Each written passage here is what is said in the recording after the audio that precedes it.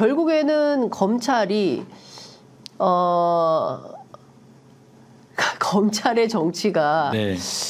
비단 이 사건만 있었을까라는 의혹도 들고 혹여 네. 과거에 이런 비슷한 사건이 있었지는 않았을까라는 국민적 의혹이 제기될 수도 있을 것 같고요. 네. 또 하나는 이제 앞서 말씀하신 대로 막 여러 가지로 막 고민하시다가 윤석열 검찰이라는 단어를 만들어냈다라고 말씀을 주셨는데 이게 통칭 검찰의 하나회, 그러니까 이렇게 비유가 되기도 합니다. 큰 틀에서 보자면 검찰 전체가 아니라 검찰 특수부, 이제 과거에는 중수부였죠. 이렇게 그 이름을 명칭을 바꿔가면서 그 마치 삼성의 어떤 비서실, 뭐 미전실이 비서실로 바뀌면서 이제 계속 뭔가 그 특권을 누리고 정치행위를 하는 것처럼 이 검찰을 계속 이렇게 민주주의를 흔드는 방식으로 놔두는 게 필요한 거냐. 종국에는 검찰 개혁도 다시 살펴봐야 되는 거 아닌가라는 생각이 좀 드는데 그 점은 좀 어떻게 보세요? 여러 가지 얘기를 하셔가지고 네. 우선은 하나하나 보겠습니다. 아까 네. 하나가 지나갔는데 검언유착국 결론을 못 내서 네. 쌍둥이 사건이기 때문에 네. 아까 고발사주 사건을 그 윗선을 네. 규명을 하게 되면 네. 당연히 이것도 따라가면서 다시 규명이 될 겁니다. 지금은 한동훈 비대위원장의 휴대폰이 그때 안 열려서 네. 비번을 20자리 이상 걸어가지고 네. 안 열렸잖아요. 네. 그래서 다 규명을 못하고 네. 사실인지 아닌지도 모르고 네. 그냥 의혹만 제기됐고 넘어갔는데 네. 고발사주와 검언유착이 다시 수사될 가능성도 있고 그렇게 돼야 된다 이렇게 생각하고 있고요. 네. 그리고 아까 이제 비단 이 사건만 아니라 그 전에도 네. 있었지 않겠냐 그런 얘기했는데 저도 그렇게 생각하는데 네. 뭐 이런 것들이 이제 수사가 되면 네. 혹시 또 양심 선언하는 검사들도 있을 수도 있거든.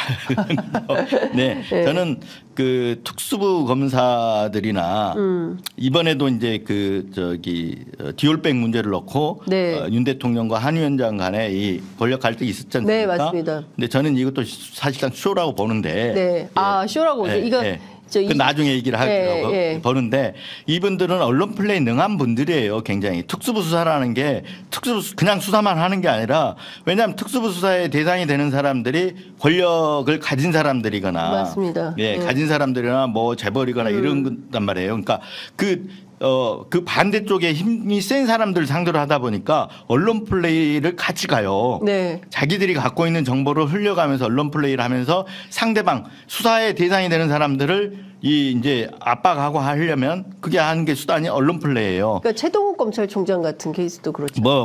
그거는 이제 여기서 얘기가 나가면 너무 빗나가니까 그런데 능한 분들이기 때문에 저는 이뿐만 아니라 다른 사건도 있었을 거다라고 봅니다. 그 중에 하나가 제가 아까 얘기했던 대선 개입 지금 여론조작 사건이다. 그래서 왜 그러냐. 그것도 저는 고발 사주라고 봅니다. 근데 2020년에 고발 사주는 고발장을 미래통합당에 물밑에서 줘서 고발을 시키려고 한 거잖아요. 근데 실행이 이제 그 총선 전에 안 된 거고. 미수에 그친 거고. 네, 미수에 그쳤고. 근데 이 사건은 실제 대통령실의 홍보수석이 희대 대선 정치 공작이다. 네. 이래가지고 그 성명을 발표하면서 국민의힘이 고발을 했어요. 그러니까 소위 말하면 물밑에서 갔던 고발장을 대신한 게 성명 발표예요.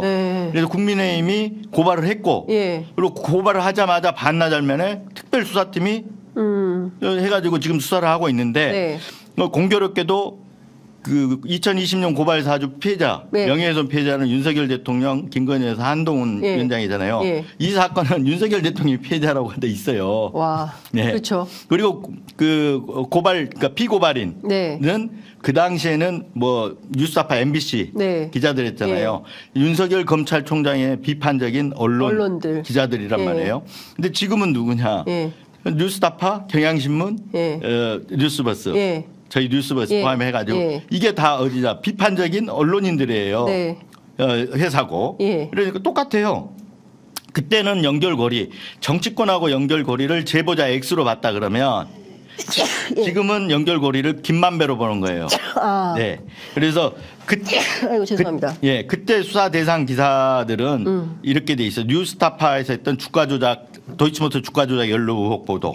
그리고 MBC 검언유착 의혹 보도가 수사 대상이 그래서 고발 사주 네. 고발장에 네. 지금의 수사 대상 기사는 뭐냐? 부산저축은행 부실 수사 의혹이에요. 아. 네. 그러니까 다 윤석열 대통령에 관련돼 있는 것들이에요. 네. 그리고 공교롭게도 한번 보세요. 검찰이 주장하는 수사 대상 행위. 네. 이건 제가 주장하는 게 아니고 네, 검찰이 주장하는 거예요. 그때는 4.15 총선 개입 목적의 조직적인 일련의 허위 기획 보도다 그랬어요. 예, 예. 4.15 총선. 예, 예. 근데 지금은 뭐냐면 대선 개입 목적의 조직적인 일련의 허위 기획 보도다. 똑같네. 똑같아요. 예, 예. 그리고 검찰이 주장하는 명예훼손 근거는 뭐냐. 그때는 고발장이 그렇게 돼 있어요. 주가 조작 사실이 아니다. 네. 그리고 한동훈 검사장한테 제기됐던 검언유착 사실 아니다. 근데 그 당시 시점에서 예. 고발장이 나온 시점에서 사실이 아니다고 할 만큼 규명이 돼 있었나요? 안 돼 있었죠. 예. 주가 조작 의혹은 지금도 수사하고 있잖아요. 예. 근데 수사하고 있는데 뭐 하여튼 제동을 걸어갖고 아직 검찰이 이러지도 예. 저러지도 못하고 있는 거 아닙니까? 오히려 재판 과정에서 새로운 사실. 그렇지. 새로운 사실 예. 22억 9천만 원 차익이 있었다. 예. 이런 새로운 사실까지 이제 튀어나오고 그런 거 아닙니까? 근데 지금은 뭐냐. 명예훼손 근거가 부산저축은행 부실 수사 의혹은 사실이 아니다. 근데 이것도 규명이 된 바가 없어요. 예. 그 수사도 시작 안 했잖아요. 자기 자체적으로 뭐 해봤더니 파악해봤더니 뭐 덮거나 이런 사실이 없다. 이건 윤석열 사단 검사들이 주장이에요. 예, 그렇죠. 규명된 바가 없어요. 예. 없는데 이걸 전제로 해놓고 지금 수사를 해요. 똑같아요. 그리고 명예훼손 판단 근거의 주체가 어디냐 이거예요. 네. 그때는 당사자 주장. 예. 아까 사실이 아니다는 건 당사자들 그렇게 얘기했을 거잖아요. 네. 당사자 주장 내지는 대검 수사정보정책관실이 그걸 판단해서 고발장을 보낸 거 아닙니까? 네, 네. 지금은 그 주장 그거는 그 근거를 들이대는 주체가 누구냐? 이것도 역시 당사자 아니면 윤석열 사단 검사예요. 너무 똑같아요 이게. 네. 그래서 한 사람의 머리에서 나온 거다. 저는 이렇게 생각하고 있습니다. 아, 네. 네. 근데 그 유사성이 정말 단어의 선택이라든가, 네, 똑같아요.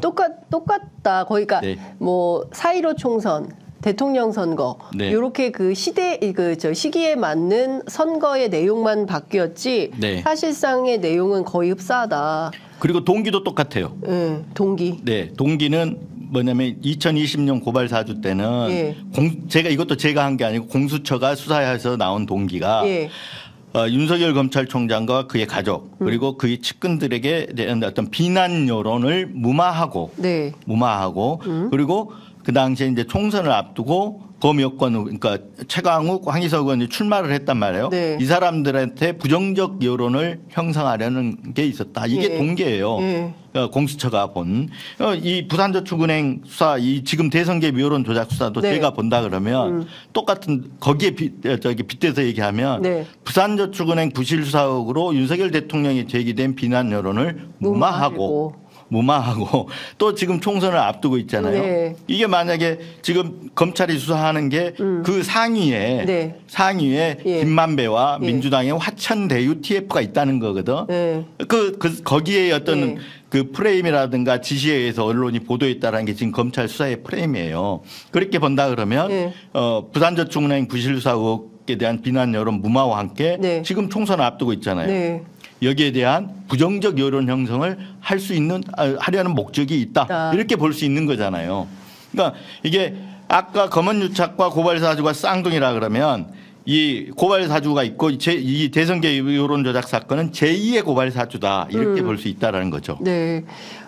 이게 뭐 분석을 들어보니까 그냥 뭐 이게 딱 떨어지는 느낌이 들어가지고 이게 참 이게 지금 보면요, 그러니까 단순히 막 여러 가지 사건이 제 머릿속에 막 흘러가는데요. 과거에도 그런 일들이 사실은 많이 있어요. 어떤 사건이 딱 터지면 뭐 지방자치단체의 어떤 의원이 딱 나서서 고발장을 접수하고 그리고 그에 따라서 수사가 진행이 되고 수사가 진행되면 이게 이제 프레임이 만들어지고 그리고 그걸로 쭉 언론이 집중적으로 보도를 하고 그러니까 어떻게 본다면 검찰과 소위 이제 친윤 신문들이 파트너다. 네. 예, 파트너 관계로 전국을 이렇게 이끌고 가면서 교란시키는 측면. 이게 지금 개혁 대상에 한두 군데가 아니다라는 생각이 좀 듭니다. 검찰 개혁. 네.